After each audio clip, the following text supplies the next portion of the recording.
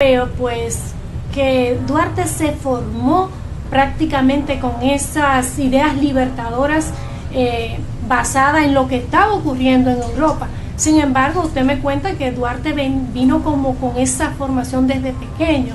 Y yo digo, insisto, ciertamente hay niños que vienen como con su empaque desde que son pequeños. Como que vienen como con lo que van a hacer cuando son grandes. Así es. Podemos decir, en el caso de Juan Pablo Duarte, que la formación en su hogar influyó bastante en lo que fue su carácter. Y es el caso, por ejemplo, de su padre, Juan José Duarte, que se negó a firmar un manifiesto de adhesión al gobierno haitiano que encabezó Jean-Pierre Boyer. Okay. O sea, él fue el único comerciante que tenía una gran ferretería de artículos de marina en la calle de la Tarazana, y prácticamente se negó a firmar. Todos los demás comerciantes españoles de otras nacionalidades que habían en nuestro país firmaron ese manifiesto de adhesión a la ocupación haitiana. Y Juan José Duarte prácticamente se negó, y esto corrió por toda la ciudad colonial, que era pequeña en ese momento, y todo el mundo se conocía. Claro. De manera que la familia Duarte había sido señalada por el gobierno de ocupación haitiana como un rebelde, como un opositor. Y Juan Pablo Duarte, todas esas ideas y esas informaciones llegaron a Duarte, la conocía bastante bien, y esto no hay que suponer que no tuviese una influencia decisiva en la formación de ese ideal de independencia de nuestro patricio. Ahora, esto se consolida, evidentemente, cuando a él le toca viajar de nuestro país hacia el año 1828 hasta primero Estados Unidos, luego de Estados Unidos pasa a Europa, específicamente a Inglaterra, allí dura un mes, luego de Inglaterra pasa a Francia, allí dura alrededor de un mes también, donde perfecciona tanto en Estados Unidos como en Inglaterra el idioma inglés.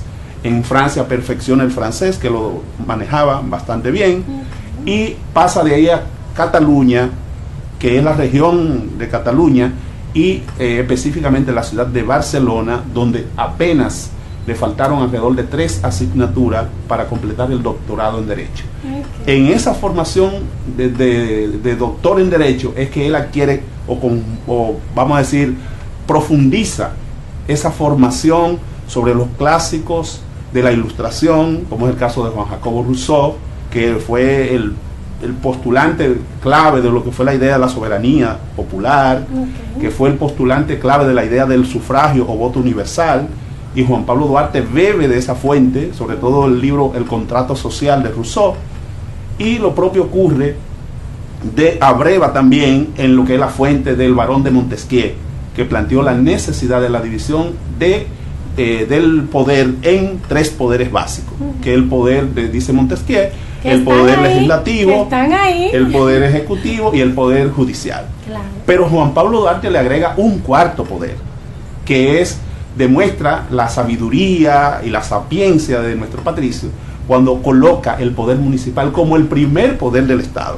O sea, contrario a los demás clásicos que hablaban de esos 3 poderes, él habla de 4.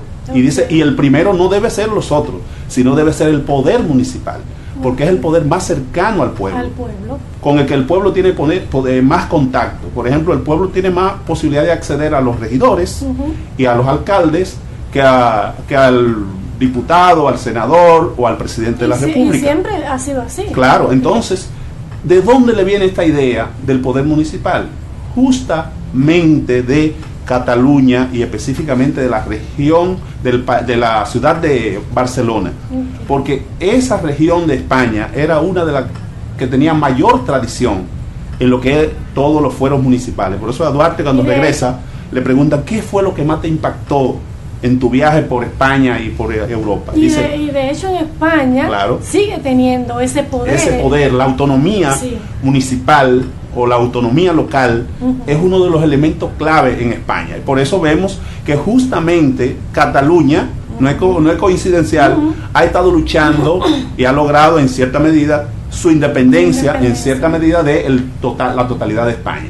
Es por esa tradición que hay, y a Juan Pablo Duarte justo esa tradición municipalista es la que lo marca de una manera indeleble, vamos a decir, y por eso él en su proyecto de constitución que lamentablemente no se pudo llevar a ejecución con el golpe de Estado que se le dio a Francisco Rosario Sánchez en julio de 1844, porque ya él estaba terminando de redactar esa constitución para someterla a una asamblea constituyente, y lamentablemente ahí se produjo el golpe de Estado a Sánchez.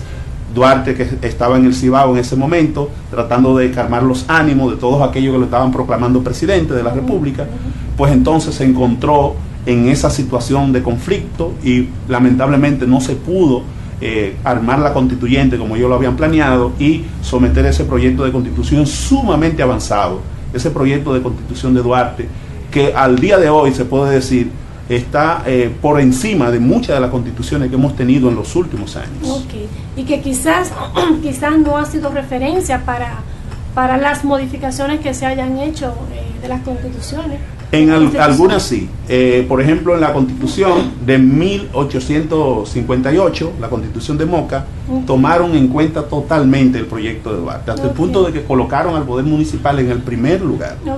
Y luego el profesor Bosch lo toma también como referencia en lo que fue la constitución del 63, pero lamentablemente esa idea del poder municipal como primer poder del Estado, lamentablemente los constituyentes no la valoraron y consideraron al mismo nivel. Pero toda la idea de la importancia de la ley como elemento para medir a todo el mundo por igual que planteaba Duarte, y muchísimos otros aspectos sobre la corrupción y demás, Bosch es clave. O sea, ese gobierno de Bosch garantiza gran parte de todas esas ideas clave de castigo a lo corrupto y de todos esos elementos que Duarte de alguna manera con su ejemplo y sus planteamientos había trazado, vamos a decir, el camino.